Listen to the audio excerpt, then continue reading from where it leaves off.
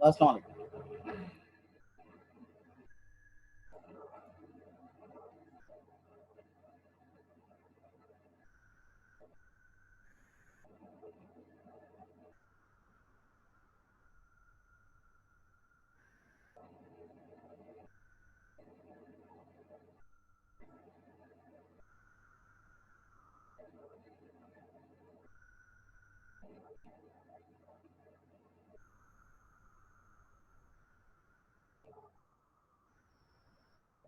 Second session के attendance आप लोग सेंड कर दीजिएगा।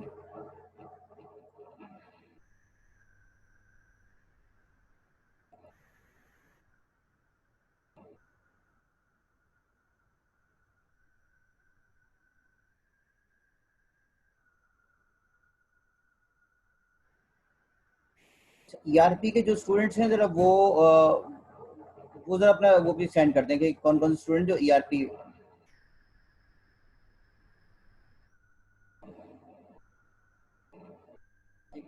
ईआरपी वाले स्टूडेंट हैं वो भी जरा मुझे इसमें अलग से इसमें कमेंट में लिख दीजिएगा, अपना अटेंडेंस सेंड करें ताकि मैं अपनी लिस्ट मेंटेन कर लूँगी।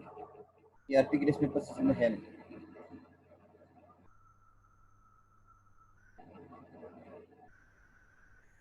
अच्छा जी, हम इससे पहले जो बात कर रहे थे वो ऑब्जेक्ट ओरिएंटेड एनालिसिस से बात कर रहे थे फर्स्ट सेशन में। ठीक है अदनान, मैं उसको मार्क कर दूंगा। आप लोग अगर एक सेशन मिस भी हो जाए तो कोई प्रॉब्लम नहीं है, आप मुझे इन्फॉर्म कर दीजिए बस। जब आप सेकंड सेशन ज्वाइन करें या थर्ड सेशन ज्वाइन करें मुझे बता दीजिए, ठीक है।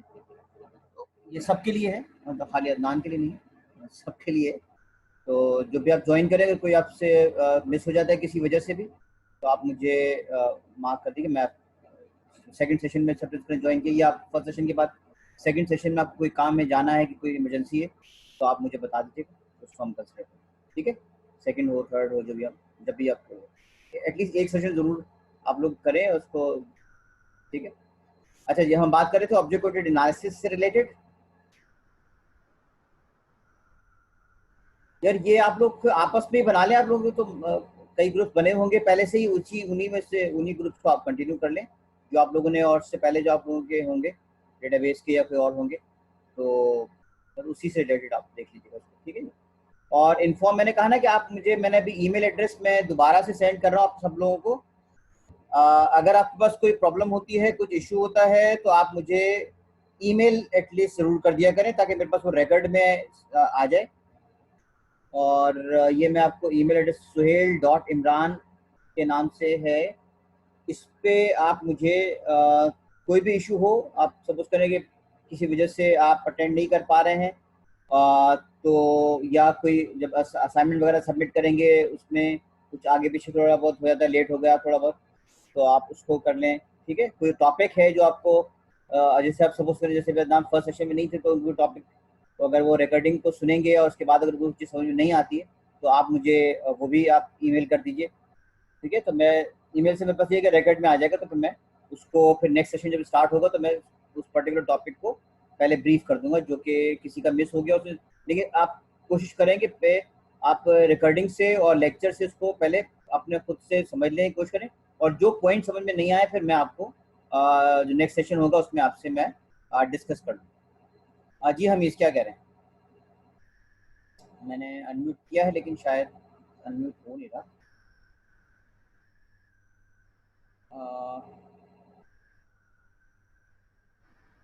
हमें अनम्यूट पता नहीं क्यों नहीं हो रहा तुम्हारा, जो है मैं कर रहा हूँ लेकिन वो अनम्यूट नहीं हो रहा। आप मुझे चैट पे सेंड कर दें जो आप कह रहे हैं।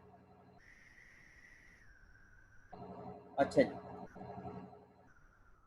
हमें अनम्यूट नहीं हो रहा है फॉर सम रीजन। चलें अच्छा, टॉपिक जो हम मुझे आप सेंड कर दीजिए हमीज, अगर कोई क्वेश्चन है क्योंकि अनम्यूट नहीं हो पा रहा हूँ मतलब। अच्छा जी, अच्छा अब मैं आपसे डिस्कस कर रहा था इससे पहले कि एनालिसिस जो है इसका वो ऑब्जेक्ट ओरिएंटेड एनालिसिस और जो कन्वेंशनल जो आपके पास जो other than object oriented analysis जो हम करते हैं सिस्टम एनालिसिस जो हम कहते हैं, तो वो आपके पास में जो मेजर डिफरेंस ये है कि ऑब्जेक्ट एनालिसिस के अंदर हम ऑब्जेक्ट्स के अराउंड जो भी है वो सारे रिक्वायरमेंट को कंसिडर करते हैं और उसमें डेटा और फंक्शन जो है वो ऑब्जेक्ट के रेफरेंस से इंटीग्रेटेड होता है, ठीक है ना।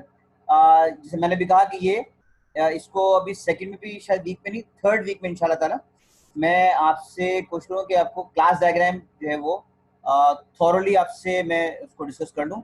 ऑब्जेक्ट ओरिएंटेड प्रोग्रामिंग आप लोग चूँकि पढ़ चुके हैं, तो उसी हिसाब से मैं सोचता हूँ, ताकि फिर ये जो बार बार ये टर्म ऑब्जेक्ट की यूज़ हो रही है ये आपकी मैप होना शुरू हो जाए हमारे कॉन्सेप्ट के, ठीक है। तो इसका मतलब ये हुआ कि एनालिसिस का जो कि अगर आप स्टेप्स देखें, टास्क देखें, तो उसमें सबसे इंपॉर्टेंट चीज़ तो ये हुई ऑब्जेक्ट्स आपके पास हैं। अब जैसे ऑब्जेक्ट्स में बात करें कि जैसे मैंने भी सेल्स की एग्जाम्पल में आपसे फर्स्ट सेशन में डिस्कस कर रहा था कि आपके पास सेल्स ऑर्डर में जो सेल्स ऑर्डर का ऑब्जेक्ट है वो बेसिकली अदर क्लास के ऑब्जेक्ट्स के साथ कनेक्टेड है। यानी कि जो आपके पास आप प्रोडक्ट्स बाय कर रहे हैं उसके अंदर उन प्रोडक्ट्स के ऑब्जेक्ट जो है वो उस पर्टिकुलर सेल्स ऑर्डर के ऑब्जेक्ट के साथ कनेक्टेड होंगे। मतलब जैसे सेल्स ऑर्डर नंबर 1 2 3 है, तो उसके साथ जो है आपने 4 प्रोडक्ट्स अगर बाय किए हैं, यानी कि product A, product B, product C, product D आपने किए, तो इसका मतलब है कि ऑब्जेक्ट ऑफ सेल्स ऑर्डर 1 2 3 वो कनेक्टेड है with the objects of product A B and A B C and D. और सपोज करें कि फिर उसके बाद ये देखेंगे आप कि ये किस कस्टमर ने इसको प्लेस किया है इस ऑर्डर को, तो इसका मतलब है कि वो पर्टिकुलर कस्टमर जो है XYZ कस्टमर का ऑब्जेक्ट वो इसके साथ एसोसिएटेड है। तो इसका मतलब है कि आप जब भी किसी एक सिस्टम को जब एनालिसिस करने जाते हैं, तो ऑब्जेक्ट एनालिसिस के अंदर हम बेसिकली उन ऑब्जेक्ट्स को सबसे पहले आइडेंटिफाई करेंगे, ठीक है ना। और फिर उसको, जैसे मैंने भी कहा कि उसको आपने ऑब्जेक्ट्स को ऑब्जेक्ट के जो मॉडल डायग्राम है उसमें आप उसको ऑर्गेनाइज करेंगे और फिर उनके ऑब्जेक्ट्स के साथ जो पर्टिकुलर एट्रीब्यूट्स हैं। अब जैसे कस्टमर का जो एट्रीब्यूट है वो कस्टमर का आईडी है, कस्टमर का नेम है, कस्टमर का कॉन्टैक्ट नंबर है, अगर कस्टमर का सपोज करें ईमेल है अब वो है, अगर एड्रेस आपने रखा है तो वो है, तो ये उसके एट्रीब्यूट्स हो गए कस्टमर के। प्रोडक्ट के जो एट्रीब्यूट्स होंगे वो क्या क्या होंगे कि प्रोडक्ट का आईडी होगा, प्रोडक्ट का नेम होगा, प्रोडक्ट का प्राइस होगा, ठीक है ना। तो ये सारे के सारे जो है वो प्रोडक्ट के एट्रीब्यूट्स हो जाएंगे। तो सेल्स ऑर्डर में इसका मतलब ये हुआ कि सेल्स ऑर्डर का जो ऑब्जेक्ट है उसमें सेल्स ऑर्डर का आईडी हो गया, सेल्स ऑर्डर की डेट हो गई, और सेल्स ऑर्डर जो उसके साथ जो ऑब्जेक्ट कनेक्टेड है, जैसे मैंने कहा कस्टमर का ऑब्जेक्ट कनेक्टेड है वो हो गया, प्रोडक्ट है वो कनेक्टेड हो गया, और प्रोडक्ट कितनी क्वांटिटी में लिए और उस पर्टिकुलर ऑर्डर के ऊपर उस पर्टिकुलर प्रोडक्ट का क्या रेट था वो इसके एट्रीब्यूट में आया था। तो इसका मतलब कि आपने पहले तो ऑब्जेक्ट्स को आपने आइडेंटिफाई किया, फिर ऑब्जेक्ट्स को आपने मॉडल किया, उसके बाद फिर आपने उन ऑब्जेक्ट्स के जो एट्रीब्यूट्स हैं, जैसे कॉलम होते हैं टेबल के अंदर, तो या क्लास आप डायग्राम बनाते हैं तो उसके अंदर जो वेरिएबल होते हैं, ये जो कैरेक्टरिस्टिक्स और प्रॉपर्टीज को डिस्कस करते हैं, डिजाइन करते हैं, तो वो हम पहले इसको आइडेंटिफाई करेंगे।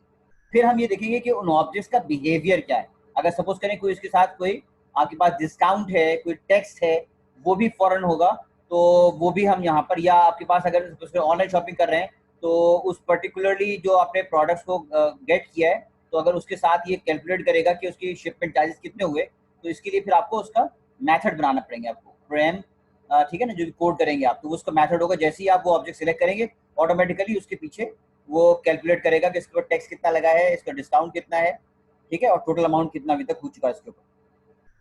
तो उसका बिहेवियर जो है, यानी कि ऑर्डर का बिहेवियर जो है वो भी आपको कोड करना होता है उसके साथ साथ, ठीक है ना जी। और फिर उन्होंने सर वो मैं आपकी बात जरा काट रहा हूँ, हम माजरत, मुझे ये बता दीजिएगा कि जो आपने ऑब्जेक्ट एक्शंस की बात की है, इसमें जैसे आपने भी वो डिस्काउंट वगैरह की बात की है, जैसे हम चाहें इस ऑब्जेक्ट का कि बिहेवियर होगा, सेल्स जी ऑर्डर जी के ऑब्जेक्ट का तो बिहेवियर होगा। जी जी तो मुझे ये पूछना था कि जैसे हम कोई भी मतलब प्रोडक्ट लगाते हैं, उसमें हम किसी मतलब हर प्रोडक्ट में नहीं, मतलब जो जो मेन प्रोडक्ट है उसमें हम डिस्काउंट लगाना चाहें, वाउचर लगाना चाहें, तो इसमें हो सकता है, मतलब हाँ, हर किसी में नहीं हर नहीं चाह किसी, रहे, हम एक दो वो में तो चाह रहे ऑप्शन है ना। देखो अभी तुम्हारे पास ट्रिगर तुम जो लगाते हो, तुम देखो जीआई पे ट्रिगर लगाते हो, तो ट्रिगर तुम हर चीज पे नहीं लगाते ना। तो जिस पर आपको रिक्वायर्ड होता है सिर्फ आप ट्रिगर उसी पे लगाते हैं, ठीक है ना। तो इसका मतलब ये हुआ कि हर चीज पे नहीं है, उस पर्टिकुलरली अगर जैसे ना सेल्स ऑर्डर पे हम लगाएंगे ऑब्जेक्ट के ऊपर, अगर हमने लगाया हुआ है कोई भी ट्रिगर लगाया हुआ है, ये कोड किया हमने, तो जैसे ही वो पर्टिकुलर प्रोडक्ट को ऐड करते रहेंगे, इस तरह कि उसमें आपने उसको कोड किया हुआ है कि जैसे ही प्रोडक्ट को ऐड करते हैं कार्ड में, वो उसको फॉरन टोटल वैल्यू कैलकुलेट, जैसे आप क्वांटिटी को चेंज करते हैं तो वो उसको कैलकुलेट करता है। तो ये बेसिकली क्या हुआ, कैलकुलेट करना उसका बिहेवियर हो गया, ठीक है ना। आपने जो भी जो जो सॉफ्टवेयर डिजाइन किया है, जो ऑर्डर प्लेस किया है, तो जैसे ही आप उस पर क्वांटिटी को चेंज करते हैं तो उसका बिहेवियर क्या है कि बिहेवियर इसका ये हो गया कि वो क्वांटिटी को मल्टीप्लाई करेगा रेट से और फिर टोटल कैलकुलेट करेगा, फिर वो देखेगा कि इसका अमाउंट टोटल कितना बना है, और टोटल अमाउंट के ऊपर अगर आपने कुछ डिस्काउंट ऑफर किया है, जैसे उसमें होता है ना कि अगर आपने अगर आपके पास जो ऑर्डर ऑनलाइन ऑर्डर प्लेस किया, अगर सपोज करें कि वो कह रहे हैं कि आपने अगर 3,000 या 2,000 रुपए से अगर ज़्यादा है तो वो शिपमेंट फ्री होगी, अदरवाइज शिपमेंट चार्जेस लगेंगे उसके अंदर। तो जब तक कि इसका जैसे जैसे प्रोडक्ट ऐड करते रहेंगे तो ये चेक करता रहेगा, इसका बिहेवियर से है ये है यानी कि इस ऑर्डर का कि वो उसको चेक करता रहेगा, और जैसे ही अगर वो उससे लेस देन होगा तो उसके में शिपमेंट चार्जेस को शो कर रहा हो, और जैसे ही वो आपके जो सिलेक्शन ऑफ ऑब्जेक्ट्स हैं प्रोडक्ट के उसकी क्वांटिटी जो है वो और उसका क्वांटिटी की वजह से उसका अमाउंट जो है वो 2,000 से ऊपर चला जाता है, तो ऑटोमेटिकली उसका शिपमेंट चार्जेस जीरो हो जाता है। तो ये इसका बिहेवियर हुआ, यानी कि ये आपका सेल्स ऑर्डर का बिहेवियर हुआ कि आपने उस पर सिलेक्ट किया, सिलेक्ट करते वो चेक करता रहेगा, और जैसे ही आपके पास उन्होंने कहा कि 2,000 से ऊपर की जो आपके पास अमाउंट होगा उसके ऊपर वो शिपमेंट चार्जेस जीरो होगा। तो ये इसका सेल्स ऑर्डर का बिहेवियर, इसको आप कोड करेंगे। ठीक है, तो इसका है कि आपका एक सेल्स ऑर्डर जो है वो डिपेंडेंट है प्रोडक्ट के ऊपर भी, वही सेल्स ऑर्डर डिपेंडेंट है कस्टमर के ऊपर भी। ठीक है, तो इस तरह से जो भी आपके पास है, आपको पहले तो ये ऑब्जेक्ट्स को चेक करना पड़ेगा कौन कौन से ऑब्जेक्ट्स में यूज हो रहे हैं, और फिर अगर उन ऑब्जेक्ट के साथ कहीं पर कोई बिहेवियर भी साथ में है तो उनके बिहेवियर को भी आप उसमें कोड करेंगे। ठीक है, ये सब ऑब्जेक्ट ओरिएंटेड प्रोग्रामिंग में आपने कुछ इस तरह से पढ़ा होगा। तो इसका भी ये है कि हम ऑब्जेक्ट्स की जो इंटरेक्शन है वो हम ओवरऑल जो है वो हम कोशिश करेंगे उसको हम एनालाइज करें, और फिर जब उसको हम डिज़ाइन करने जाएं तो इस इंटरेक्शन को इन ऑब्जेक्ट्स की वो भी हम उसको शो कर सकें, और बाद में फिर हम उसको डेवलपमेंट में उन सब चीज़ों को जो आपने डिज़ाइन किया है उसको और एनालिसिस को हम कंसिडर कर सकें। ठीक है, तो इसके लिए हम जो पढ़ेंगे अभी तो नहीं, फिर नेक्स्ट वीक में इंशाल्लाह हम पढ़ेंगे। तो इसके लिए एक हमारे पास जो मॉडल है जिसको हम यूज़ केसेस कहते हैं, वो हम इंशाल्लाह ताला सेकंड वीक में पढ़ेंगे कि ऑब्जेक्ट एनालिसिस के अंदर जो हम ये रिक्वायरमेंट वगैरह को जो स्टार्ट करते हैं वो यूज़ केसेस से स्टार्ट करते हैं। ठीक है, अच्छा, अब तक जो भी लोग ज्वाइन करके उन्होंने ज़रा मुझे अटेंडेंस फिर वो सेंड कर दें, अपने आईडीज़ और नेम्स,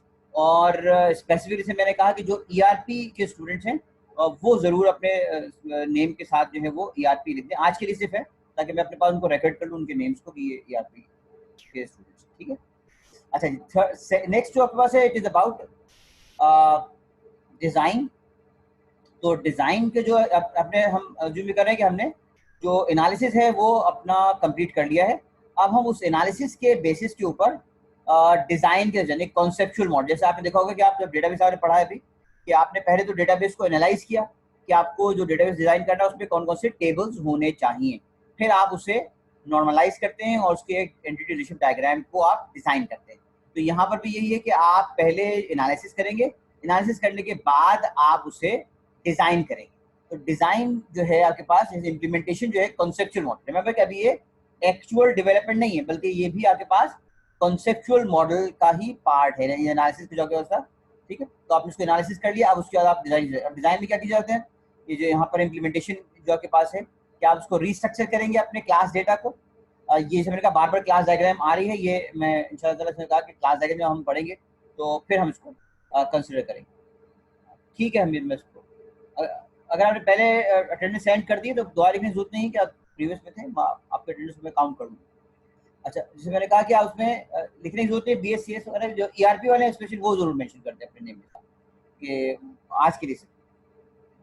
अच्छा जी, तो इसका मतलब ये हुआ कि आपके पास क्लासेस को आप हाँ नमाज के लिए भी ब्रेक देते हैं साकिब। मैं देखता हूँ उसमें पॉज का ऑप्शन है इसके अंदर, अभी ले लेते हैं ब्रेक। मैं जरा ये डिज़ाइन को बढ़ा दूँ फिर अभी मैं भी साकिब भी डिज़ाइन भी ले लेते हैं। अच्छा जी, जो क्लासेस हैं क्लासेस में आपको याद होगा कि आप पहले इसमें मेथड्स को भी इसमें आप एक क्लास के अंदर याद है कि दो तरह के आपको मेंबर्स दिखते हैं, एक तो आपके पास है प्रॉपर्टीज जिसको आप वेरिएबल के थ्रू करते हैं, और दूसरा उसका बिहेवियर है जिसको आपने आप कोड के थ्रू यानी मेथड के थ्रू कर रहे होते हैं। तो मेथड बेसिकली याद रखिएगा दो तरह के मेथड्स होते हैं, एक होता है प्रोसीजर और दूसरा होता है फंक्शन। ठीक है, दो तरह के मेथड, दोनों कंबाइन हम कहते हैं मेथड। ठीक है, और मेथड की दो टाइप्स से मैंने कहा प्रोसीजर और फंक्शन। फंक्शन तो आपको पता है कि वो मेथड्स होते हैं जो कि वैल्यू रिटर्न कर रहे होते हैं, इसको आप स्टोर कर सकते हैं इनटू सम वैल्यू सम वेरिएबल। और जो प्रोसीजर होते हैं उसको आप वॉइड सा लिखते हैं, जो लिखते हैं ना वॉइड, तो वो रिटर्न नहीं करता आपके पास वैल्यू। तो दो तरह के मैंने कहा कि मेथड्स होंगे, एक तो होगा प्रोसीजर और दूसरा है फंक्शन। ठीक है, तो अगर आपको श्योर नहीं है कि आप बेसिकली प्रोसीजर की बात कर रहे हैं या फंक्शन की बात कर रहे हैं, तो उसके लिए आप कॉमन टर्म यूज कर सकते हैं मेथड। ठीक है जी। अच्छा, आपके पास लिस्ट में ऐड नहीं है दानिश, चलें ठीक है, मैं इसको कर दूँ। अच्छा जी, उसके बाद फिर आपके पास है कंट्रोल, जो भी इसका है इम्प्लीमेंटेशन का, वो आप ऐड करेंगे और उसके बाद एसोसिएशन को ऐड करेंगे। ठीक है, यानी कि जो भी आपके पास क्लासेस हैं उनके बिटवीन क्या क्या इंटरेक्शन है उसको आप देखेंगे, और कंट्रोल में जो भी लॉजिक वगैरह है वो आप उसमें ऐड करेंगे। तो ये आपके पास डिटेल के अंदर ये है। फिर यहाँ पर डेफिनेशन यहाँ पे है, याद रहे कि ऑब्जेक्ट ओरिएंटेड प्रोग्रामिंग में बेसिकली 4 बड़े नाम हैं। एक है बूश, जो ग्रैडी बुश सबसे ज्यादा उनका कंट्रीब्यूशन है। उसके बाद है रामबा, जेकबसन, 3 है, मतलब सॉरी गैंग ऑफ 3 है, बूश, रामबा और जेकबसन। तो उसमें बूश जो है इन्होंने काफ़ी ज़्यादा काम किया, तो उन्हीं की डेफिनेशन जो है मैंने वो नेक्स्ट स्लाइड्स के अंदर भी बूश की ही डेफिनेशन को मैंने कंसिडर किया। ठीक है, जैसे यहाँ पर डेफिनेशन है ऑब्जेक्ट ओरिएंटेड डिज़ाइन से रिलेटेड, या method of design encompassing the process of object oriented decomposition, जो इससे पहले हमने पढ़ा था कि डिकम्पोज करेंगे, and a notation for depicting both logical and physical. ठीक है, देखिए इससे पहले कॉन्सेप्चुअल मॉडल को देखा, उसके बाद हम इसको एक्चुअल जो है वो रियलाइजेशन तक जाएंगे। उसको कहते हैं रियलाइजेशन। जो फिजिकल जो आपके पास होता है, it is actually realisation, as well as the static and dynamic model of the system design. ठीक है, तो जो भी आप उसमें स्टैटिक बिहेवियर है, डायनेमिक बिहेवियर है, वो आप अपने डिजाइन के अंदर उसको कंसिडर करते हैं इसके। ठीक है जी, तो डिजाइन तक हमने यहाँ पे भी किया। अभी मैं पॉज कर रहा हूँ, अभी इसमें यार पॉज का ऑप्शन चेक कर लूँ कि इसको ऑप्शन नहीं दिया उसमें, एंड का तो ऑप्शन दिया, इसमें पॉज का नहीं दिया। चलिए मैं रिकॉर्डिंग को पॉज कर रहा हूँ और जल्दी से नमाज पढ़ के आ जाइए। ठीक है, जब तक ये रिकॉर्डिंग जो है वो पॉज मोड में है, और उसके बाद फिर हम रिज्यूम में कर रहा हूँ रिकॉर्डिंग। अच्छा जी,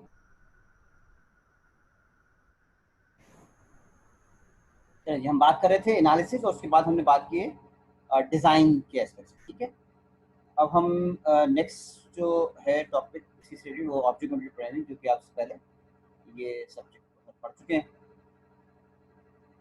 आखिर तुम तो कह रहे हो सही है, लेकिन वो कुछ लोग हैं जिनको ऑफिस का प्रॉब्लम है, जैसे अदनान है, अली हैं, तो इन्हें ज़रा प्रॉब्लम है, वरना तो आइडियली ये था कि हम 5:45 स्टार्ट कर देते, तो नमाज का थोड़ा हमें ब्रेक हम लेते। चलिए खैर इंशाल्लाह उसको मैनेज कर लेते हैं,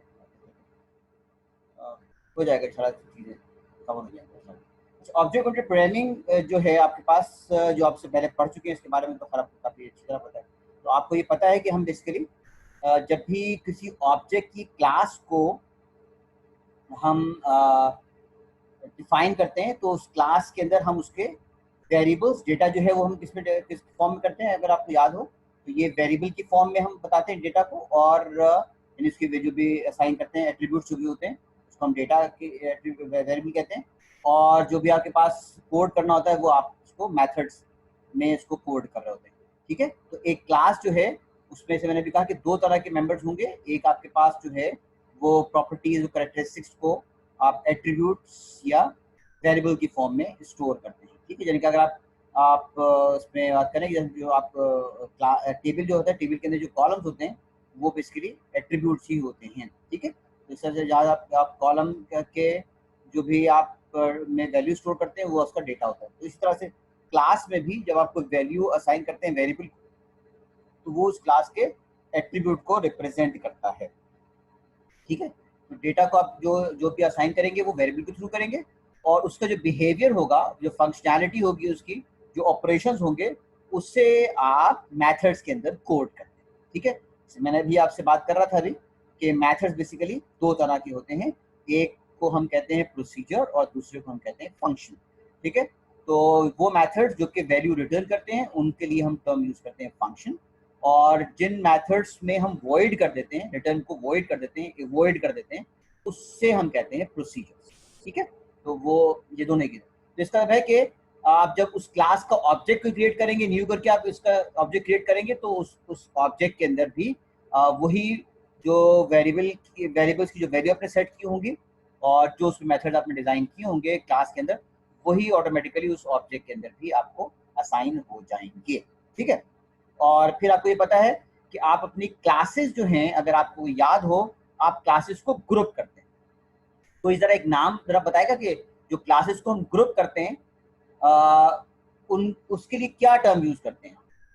जरा कोई एक मुझे सेंड करे, चैट में मुझे भेज दे कोई, कि क्लासेस को जो आप ग्रुपिंग करते हैं, यानी क्लासेस को आप डिफरेंट फोल्डर्स में, सपोज करें आपने अगर सेल्स का आपने एक बनाया है तो सेल्स के अंदर आपने 4 फोल्डर सपोज करें क्रिएट करिए। एक प्रोडक्ट का फोल्डर क्रिएट कर दिया, एक आपने एम्प्लॉयज का फोल्डर क्रिएट कर दिया, एक आपने कस्टमर का फोल्डर क्रिएट कर दिया, एक आपने कॉस्टिंग का फोल्डर क्रिएट कर दिया सपोज करें। ठीक है।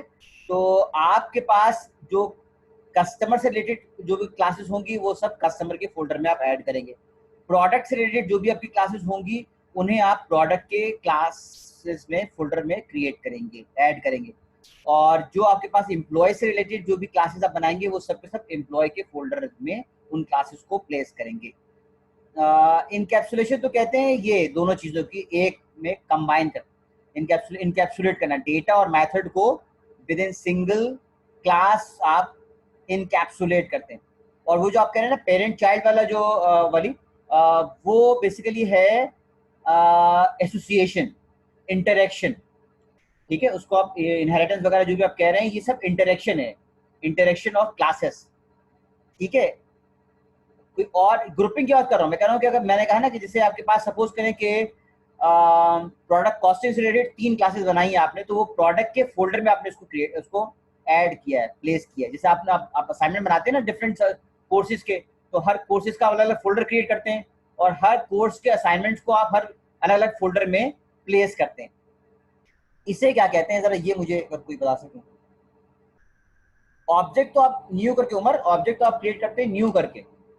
चले मैं लिखता हूँ नाम, मैं लिखता हूँ ये, मैं आपको भेज रहा हूँ। नेम स्पेस जो है ये आप जो डॉट नेट में जो टर्म यूज करते हैं वो आप यूज करते हैं नेम स्पेस की, अगर आपको याद हो। ठीक है।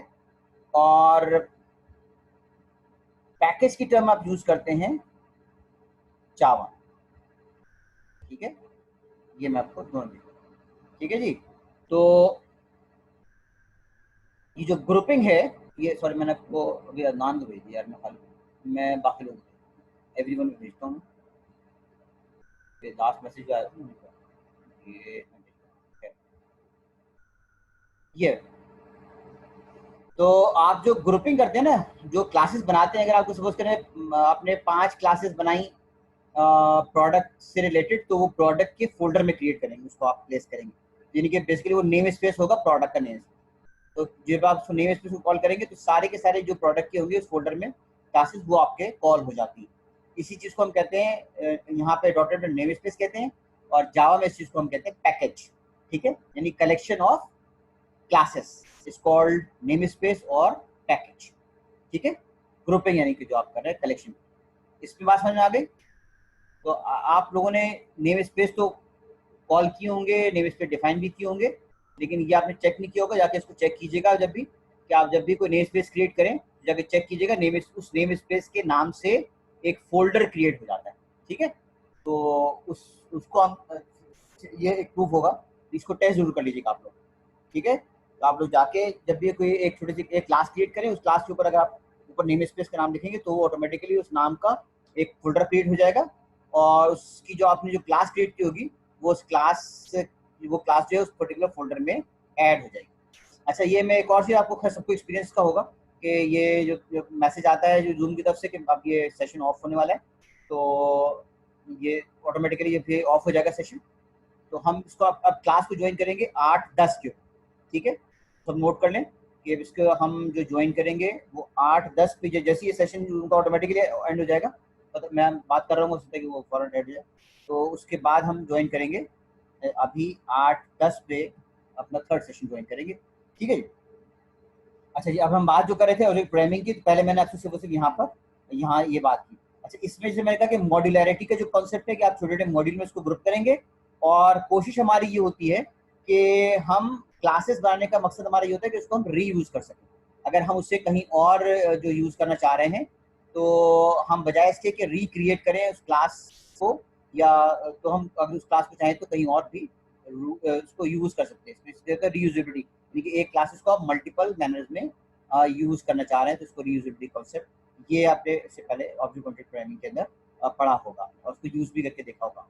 ठीक है, तो अब क्लासेस के बिटवीन जो है, जो आप पहले आप लोगों ने मुझे सेंड भी करा कि उसमें इंटरेक्शन जो भी है, वो उसके लिए फिर कई चीज़ें हैं। जो क्लासेस के जो रिलेशनशिप्स हैं, ये हम ऐसे लगेगा कि मैं इंशाल्लाह थर्ड वीक जो है वो आपको फिर मैं ये पूरा बहुत डिटेल में डिस्कस करूँगा। अभी जस्ट मैं ओवरव्यू दे रहा हूँ आपको। इंटरेक्शन जो है वो इनहेरिटेंस का भी हो सकता है, एसोसिएशन का भी हो सकता है, एग्रीगेशन का भी हो सकता है, और कॉम्पोजिशन का भी हो सकता है।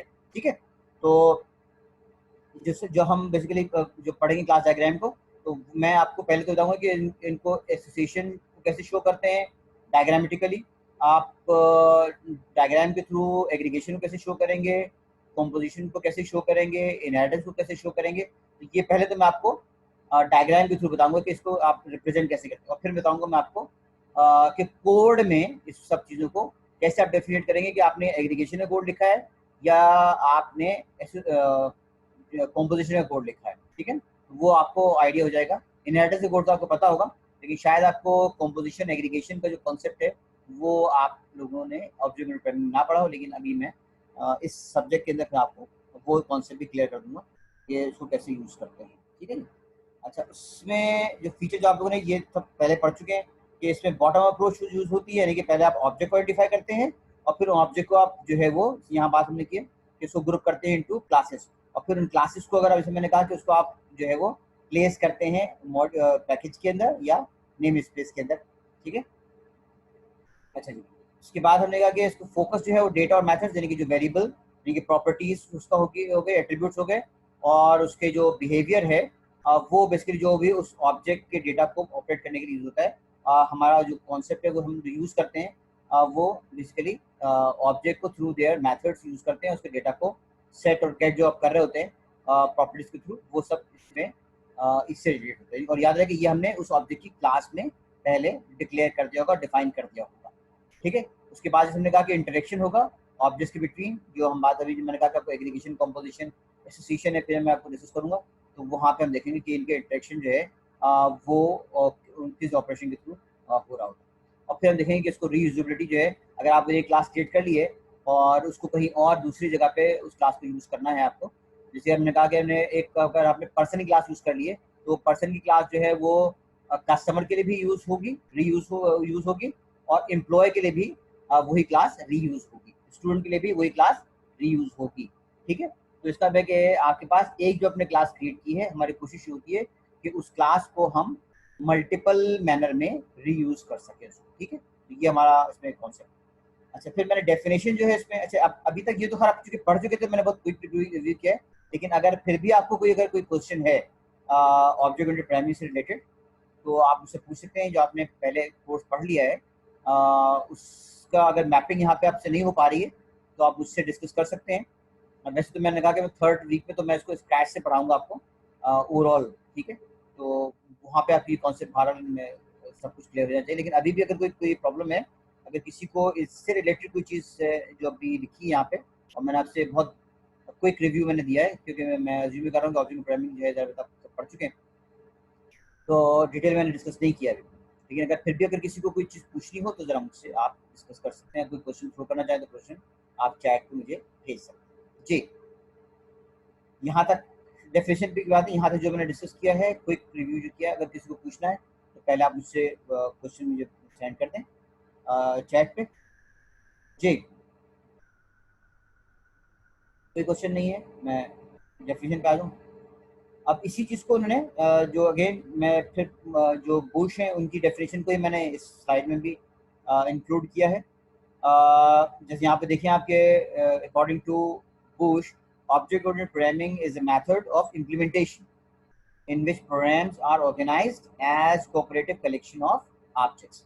ठीक है, यानी कि बेसिकली एक ऑब्जेक्ट दूसरे ऑब्जेक्ट से इंटरेक्ट करेगा, यानी कि जो आपके collection of objects, multiple objects को आप इंटरेक्ट कराएंगे, चाहे वो इनहेरिटेंस के थ्रू हो रहा हो, चाहे वो एसोसिएशन के थ्रू हो रहा हो, चाहे वो एग्रीगेशन के थ्रू हो रहा हो, या वो कॉम्पोजिशन के थ्रू हो रहा हो। ठीक है। जैसे हमने कहा कि ऑब्जेक्ट बेसिकली क्या है, इंस्टेंस ऑफ अ क्लास, ठीक है। और उस क्लास को आप रखे और फिर उसके बाद आप न्यू करके उसको क्रिएट करते हैं। यहाँ पर उन्होंने सिर्फ एक हायरार्की को डिस्कस किया है, सिर्फ एक टाइप ऑफ रिलेशनशिप को डिस्कस किया, दैट इज इनहेरिटेंस। जैसे मैंने कहा कि इसके अलावा भी बहुत सारी रिलेशनशिप्स होती हैं, वो हम, जैसे मैंने एग्जाम्पल आपको दी है, एग्रीगेशन, कॉम्पोजिशन, एसोसिएशन, वो हम इंशाल्लाह ताला जब क्लास डायग्राम को डिस्कस करेंगे तो वो फिर मैं आपको वो भी डिस्कस करूँगा। एक सच में आपसे चीज़ पूछने जो आपको यहाँ बताना चाह रहा हूँ कि क्लास जो है इसको आप पार्ट्स ऑफ स्पीच में क्लास को आप मैप कर सकते हैं। मैं आपको सेंड भी कर रहा हूँ। क्लास जो है ये बेसिकली कॉमन नाउन है, ठीक है। Class is actually some common noun, और जो ऑब्जेक्ट है ये है बेसिकली, मैं इसको भी लिख के बता रहा हूँ, ये उस पर्टिकुलर क्लास का प्रॉपर नाउन है, ठीक है जी।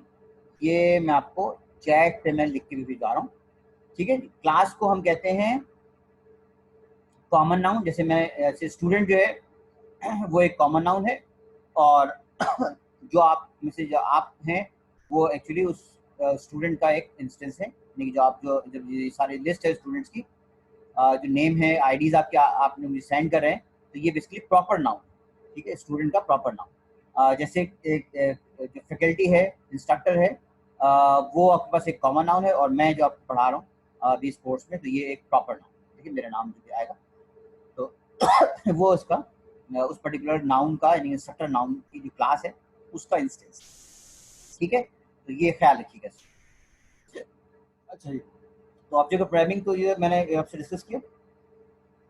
अब सिर्फ 2 मिनट रह गए तो ऑटोमेटिकली ये सेशन ऑफ हो जाएगा, ठीक है। तो उसके बाद फिर हम 8-10 पे कनेक्ट करेंगे, तो ये जब तक हम, ठीक है, और ऑटोमेटिकली ऑफ हो जाए तो परेशान ना होइएगा, 8-10 पे दोबारा कनेक्ट करेंगे। अच्छा जी, अब हम, अगर कोई और क्वेश्चन है तो मैं दोबारा प्रीवियस स्लाइड पर आता हूँ। अगर कोई और क्वेश्चन किसी का है तो मुझे आप सेंड कर दें चैट पे, ताकि मैं फिर यहाँ तक है, उसके बाद नेक्स्ट स्लाइड की तरफ आता हूँ। सेशन जो है ये टाइम इसका हो रहा है, आप ये ऑटोमेटिकली ऑफ हो जाएगा, उसके बाद हम 8-10 पे कनेक्ट करेंगे। अगर किसी को कोई क्वेश्चन है, कुछ पूछना है अभी तक तो पूछ लें, वरना फिर मैं स्लाइड नंबर 7 की तरफ मूव करता हूँ। कोई क्वेश्चन नहीं है, चलिए स्लाइड नंबर 7 पे मैं आ गया। ऑब्जेक्ट ओरिएंटेड सिस्टम, तो ओवरऑल हमने जो सब कुछ पढ़ लिया है, तो ये completely basically object oriented system form करता है, यानी कि एनालिसिस, डिजाइन एंड इम्प्लीमेंटेशन। अगर हम ये ओवरऑल सिस्टम की बात करें ऑब्जेक्ट ओरिएंटेड हिसाब से, तो इसका मतलब ऑब्जेक्ट ओरिएंटेड एनालिसिस हो गया, ऑब्जेक्ट ओरिएंटेड डिजाइन हो गया, और ऑब्जेक्ट ओरिएंटेड इम्प्लीमेंटेशन हो गया। ये मैं आपसे भी एनालिसिस को हमने डिस्कस कर लिया है कि आप पहले इसको ऑब्जेक्ट्स को आइडेंटिफाई करेंगे, और जो भी इसकी लिस्ट है ये सब मैंने इससे पहले प्रोसेस आपसे डिस्कस कर लिया, और फिर हम उसके बाद ऑब्जेक्ट ओरिएंटेड डिजाइन को, इससे पहले जो हमने पढ़ रहे थे, तो ऑब्जेक्ट ओरिएंटेड डिजाइन में रिमेंबर कि हमने इसमें सिस्टम का डिजाइन है, ओवरऑल सिस्टम, ठीक है, यानी कि एज ए होल जो है वो हम कंप्लीट सिस्टम की बात कर रहे हैं, और उससे उसके जितने भी सब सिस्टम्स होंगे ये हम उसको पहले तो वो मार्क करेंगे, और जो सब सिस्टम्स हैं तो उन सब सिस्टम्स के अंदर जो भी ऑब्जेक्ट्स हैं उन्हें हम डिजाइन करेंगे। तो इसका मतलब कि ऑब्जेक्ट डिजाइन जो है उसमें आपके पास सिस्टम डिजाइन हो गया, और साथ ही साथ उसमें ऑब्जेक्ट डिजाइन हो गया। तो 2 तरह के आपके पास है, सिस्टम डिजाइन, यानी कि जो आपके पास एक सिस्टम को आपने सब सिस्टम में डिजाइन डिकम्पोज किया, और फिर उन सब सिस्टम्स के अंदर जो भी ऑब्जेक्ट्स हैं उनको आपने आइडेंटिफाई किया। जैसे यहाँ बात हो रही है कि क्लासेस वगैरह जो भी हैं, आप वो उन सब सिस्टम्स के अंदर हम आइडेंटिफाई करते हैं। ये प्रीवियस अभी तक जो हमने पढ़ा है वो डिज़ाइन तक को पढ़ा है। इम्प्लीमेंटेशन और टेस्टिंग जो है ये मैं आपसे